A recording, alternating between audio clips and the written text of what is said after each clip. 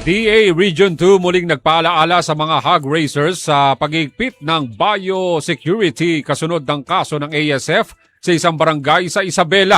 Katropa natin sa balita, Edmar Galinggana ng XFM Santiago.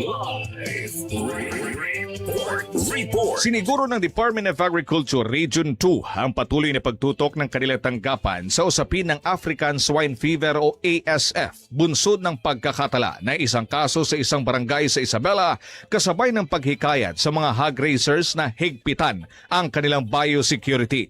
Sa panayam ng 104.9 XFM Santiago kay Dr. Manny Galang, ang ASF focal person ng DA Region 2, sinabi nito na naghihigpit ngayon ang ilang bayan, pangunahin na ang bayan ng Alicia Isabela nang matuklasan ang ilang kaso ng ASF sa lugar mula sa paghihigpit ng Santiago City Slaughterhouse. Isang meat vendor umano ang nakabili ng 8 baboy sa barangay Bantug Petines at ipinakatay sa nasabing slaughterhouse kung saan nakita ng mga baboy ng mga sumuring meat inspector mula sa NMIS ng senyales na tila may ASF ang mga ito.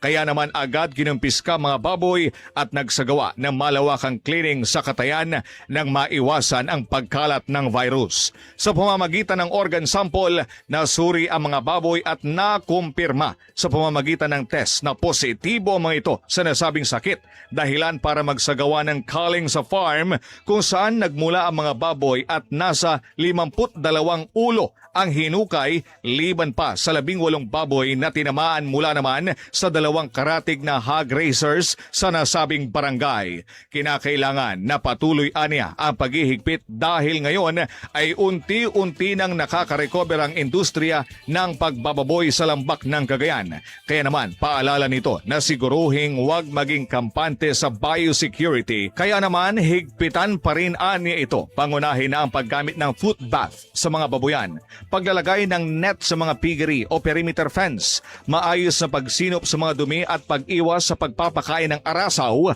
at pinakaimportante aniyang agarang pag-report sa mga posibleng kaso. Paalala naman ito sa mga mamimili na maging mapanuri at siguruhing dumaan ang mga karneng bibilin sa pagsusuri at may tatak na NMIS nang maiwasang makapagpalaganap nito sa ibang lugar.